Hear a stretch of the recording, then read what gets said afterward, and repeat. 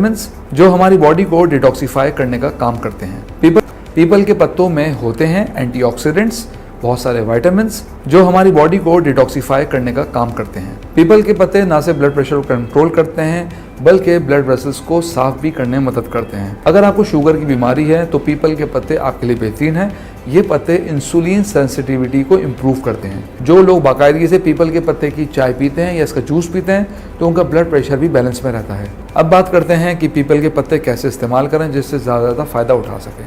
सबसे पहले तो आपने लेने 3 से 4 ताज़े और हरे पीपल के पत्ते, उनको अच्छी तरह धो लीजिए और छोटे छोटे काट लीजिए।